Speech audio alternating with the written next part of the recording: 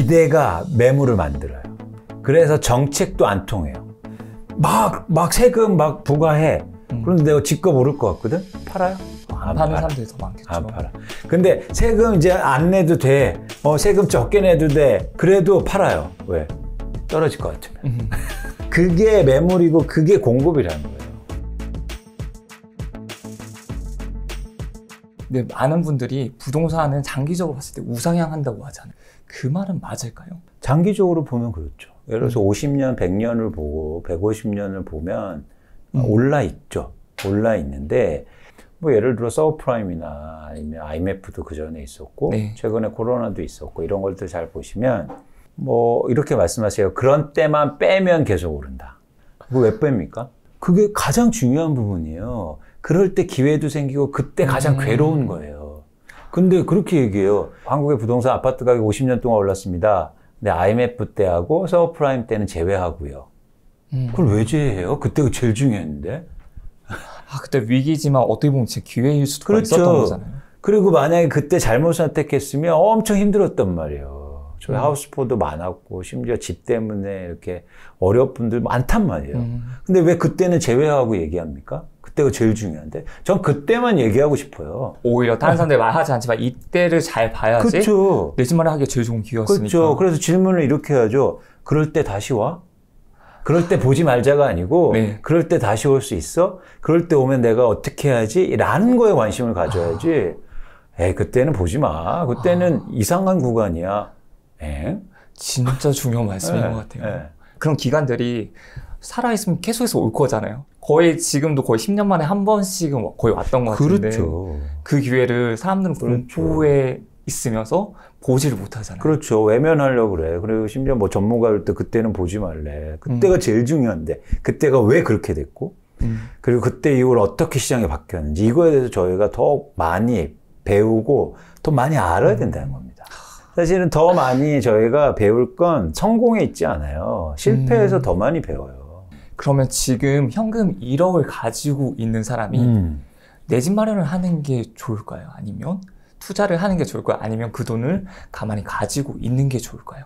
집만 따지면 1억으로 살 수 있는 집은 이제 많지 않아요. 그러니까 주택 중에서 아파트는 거의 불가능하고 주택 같은 경우 이제 빌라, 외곽 지역에 이런 건데 그런데 단점이 뭐냐면 거주가 힘들다는 거예요. 물론 거주하는 분이 계시죠.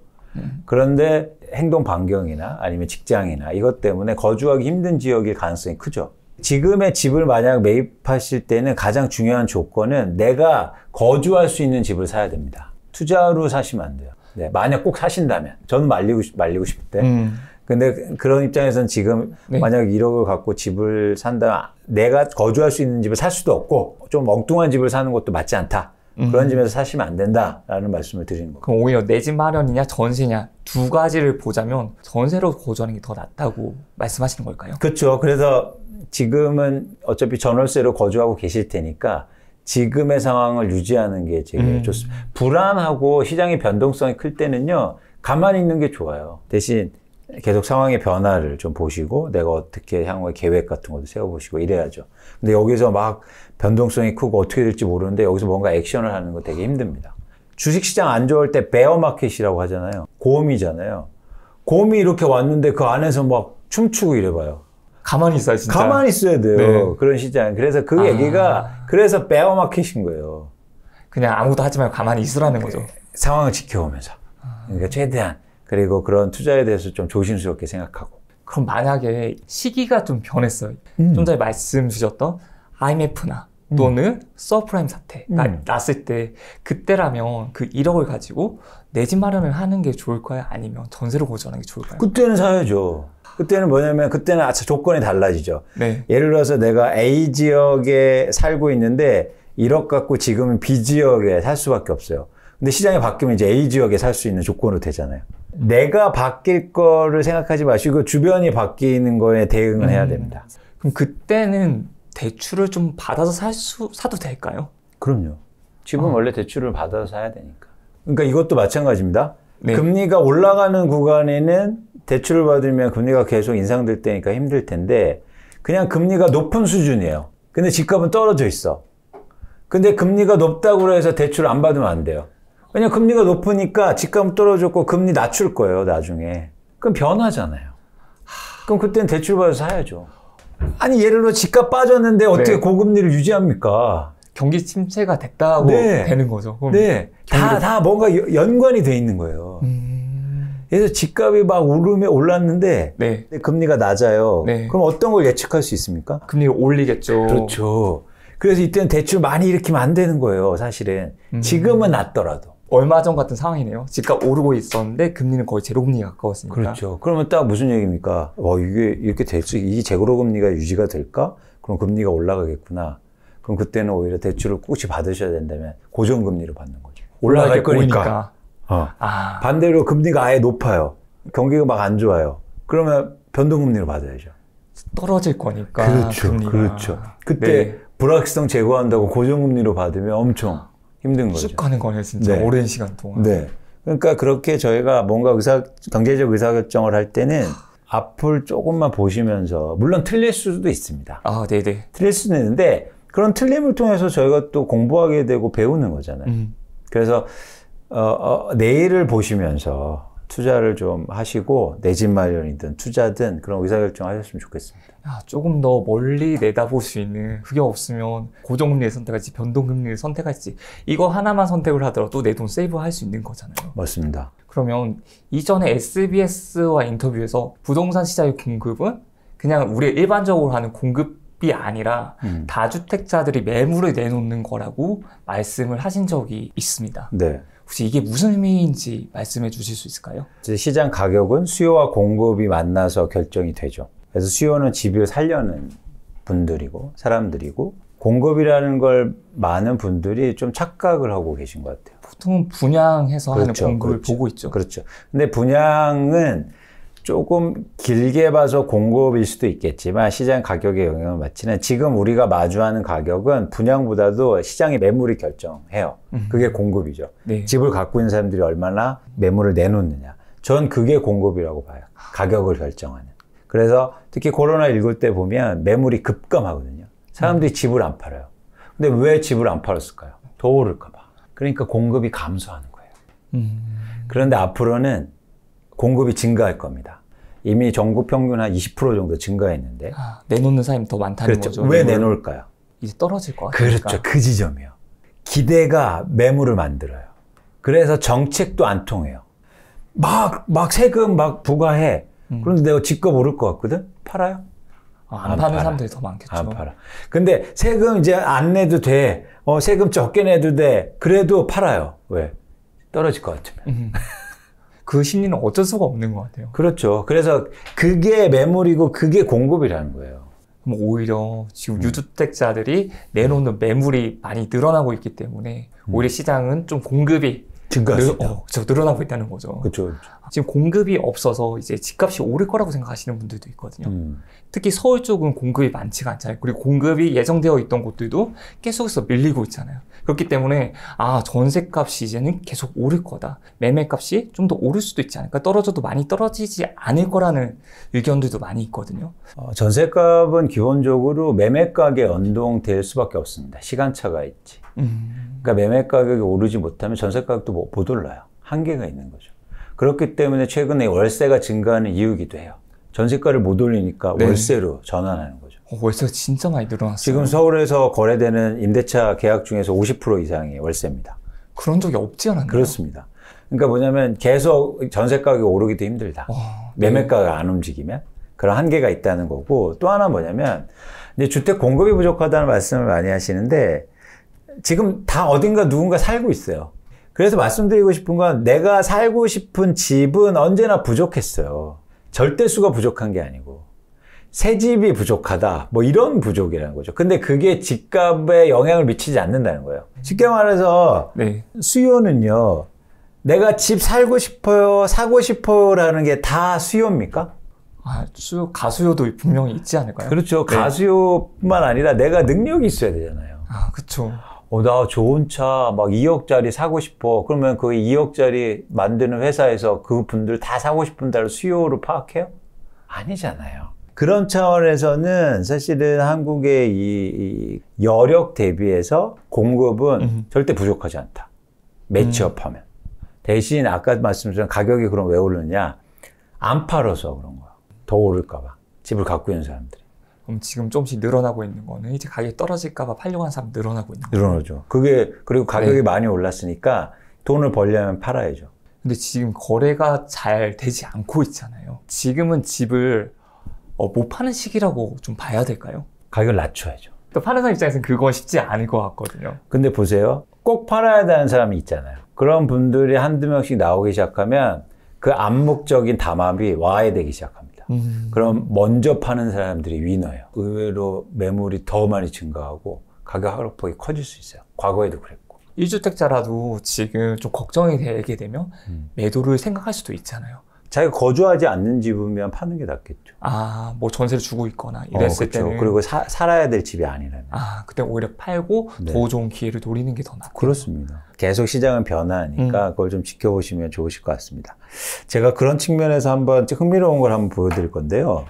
왜 이런 말 많이 하잖아요. 이제 연끌을 많이 했다. 맞습니다. 아, 그렇죠. 실제로 2021년도에 연끌을 많이 했죠. 20, 30대가 집을 많이 샀는데 누적적으로 보면 최근에 집값이 계속 상승되는 구간에 집을 가장 많이 산 세대는 오히려 70대 이상이 많아요. 근데 오히려 70대들이 많았군요. 네, 이거 잘 보시면 60대. 세대별로 그동안 누적해서 몇 호에 주택을 샀느냐는 그 표시인데 80세 이상이 최근에 15만 채를 사요. 70대 이상이 22만 5천 채를 삽니다. 한번 생각해 보세요. 이렇게 고령층의 분들이 집을 왜 샀을까요? 통계적으로만 보면 70, 80대는 자기 집이 있어요. 네. 비율이 높아요. 자기 집이 있는데 왜 집을 샀을까요? 투자로 산 거예요. 투자로 굉장히 시장을 산 사람들이 많았다는 거예요. 그래서 이거 잘 보시면 세대별로의 주택의 호수의 변화를 보여드린 건데 비중의 변화인데 쉽게 말해서 최근에는 집이 어떻게 변했냐면 60대가 갖고 있는 집을 59세 이하가 사고 그리고 70대 이상이 샀습니다. 60대의 비중만 줄고 50대 이하, 70대 이상 늘었네요? 네. 이게 40세하고 50세가 비중이 증가한 건 이해가 돼요. 자기 집에 살기 위해서 내 집 마련을 한 걸 수도 있죠. 네. 근데 왜 60대가 줄었을까요? 60대는 대부분 자녀들의 출가하는 그래서 자녀들한테 주거 여건을 확보하기 위해서 집을 팔든지 자금 확보를 했을 가능성이 높아요. 근데 이 집을 50대가 사가고 또 70대가 사갔죠. 70대는 왜 샀을까요? 다시 투자하는 거예요. 근데 이걸 통해서 제가 말씀드리고 싶은 건 한국의 집값이 오르려면요. 70대 이상이 집을 사줘야 돼요. 왜냐면 70대가 가장 돈이 많기 때문입니다. 순자산 보유 비중이에요. 부채 빼고. 네. 60대 이상이 4억 3천을 들고 있어요. 근데 30대는 8,600이잖아요. 네. 8,600 갖고 있는 30대 어떻게 집을 삽니까? 서울 집값이 오르려면 70대 이상이 사줘야 돼. 그런데 너무 많이 샀어요. 더 이상 살 수가 없어요.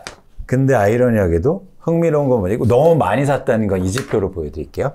이거는 내 자산에서 부동산이 차지하는 비중입니다. 60대 이상은 내 자산에서 거의 90%가 부동산이에요. 와. 어떻게 집을 더 사요? 그러면 이 얘기가 돼요. 이게 집값이 계속 오르려면 70대가 갖고 있는 집을 30대가 사줘야 돼요. 불가능하다. 지금 가격이 높으니까 불가능하다. 받아줄 수가 없죠. 그렇죠. 여력도 안 된다. 그런 상황에서는 지금 70대가 이제 집을 오히려 팔기 시작하는 구간이 나와요. 근데 이게 누가 받아줄 수 있냐가 전 궁금한데 받아줄 수 없기 때문에 집값은 빠질 수밖에 없는 거예요. 그래서 만약에 70대 이상 분들이 집을 많이 갖고 계시다. 그러면 진지하게 고민이 필요한 거죠. 흥미로운 건 제가 다시 정리해 드릴게요. 자, 집값이 올랐는데 20, 30대가 산 게 아니다.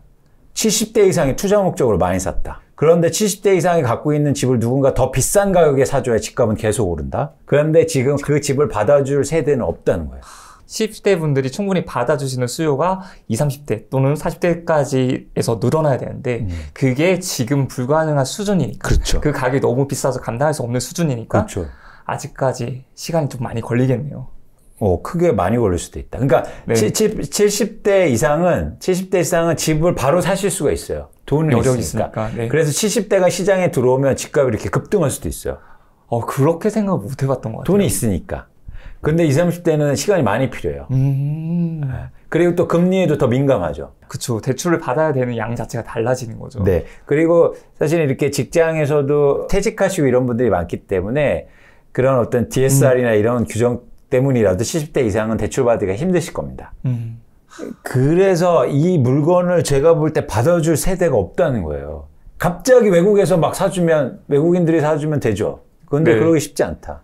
그쵸. 네. 지금 내 집 마련 고민하시는 분은 결국 내가 집을 매수를 하고 싶은데 언제 사야 될지가 가장 큰 문제인 것 같거든요. 그럼 그런 타이밍을 좀 어떻게 잡을 수 있을까요? 일단 첫 번째 중요한 타이밍은 내가 여력이 되냐는 거죠. 그 여력은 내가 노력해서 생기는 걸 수도 있지만 두 번째는 상황이 바뀌어서 생길 수도 있습니다. 아까 말씀드렸잖아요. 집값이 떨어지면 내 여력이 생기는 거죠. 그 시점이 좋은 시점이에요. 대부분 의사결정 어떻게 하실 수가 있냐면 집값이 떨어질 때 집을 잘 못 삽니다. 더 떨어질까 봐. 내 여력은 커지고 있는데. 반대로 집값이 오를 때 대부분 집을 사죠. 더 오를 것 같으니까. 그런데 내 여력만 보면은 집값이 떨어지는 건 되게 좋은 이슈잖아요. 그래서 그런 것 중에서 내가 충분한 여력이 생길 때 사시는 게 좋은 타이밍이다 보는 거죠. 더 떨어질 건 우려하지 마시고. 그리고 더 한 가지 시장의 변화도 읽으셔야 되는데 아까 말씀드린 것처럼 거래량이. 집값은 계속 떨어지는 것 같은데 거래량이 회복하네? 그 두 가지가 교집합이 되면 좋을 것 같아요. 네. 그러니까 그런 시장, 거래량의 변화가 다시 회복하는 구간하고 내가 여력이 다시 생기는. 그게 딱 맞추는 시간이 있어요. 어렵죠. 근데 네. 어렵기 때문에 저희가 한번 해볼 만하죠. 그런 어렵기 때문에 기회도 생길 수 있는 거죠. 그렇죠. 그래야 우리가 경제적 자유도 없고 그렇게 될 것 아닙니까? 그러면 지금 떨어지는 걸 많은 사람들이 위기라고 생각하고 좀 힘들어 하시잖아요. 근데 그렇게 생각하기보다 오히려 위원님 말씀처럼 오히려 나한테 기회가 올 수 있으니까 조금 더 내가 미래가 어떻게 변할지를 고민을 해보는 시간을 갖는 것도 그럼요. 도움이 되겠네요. 그럼요. 그래서 미래에 대해서 이런 거죠. 그러니까 영어 단어로 그러니까 worry 있잖아요. worry. 걱정하다. 네. 걱정하다는 그냥 미래에 대비 없이 막 걱정만 하는 거잖아요. 그런데 저희가 미래에 대해서 대비하는 것도 다른 의미거든요. 그렇죠. 열심히 또 공부도 하고 내가 그런 과정이 필요합니다.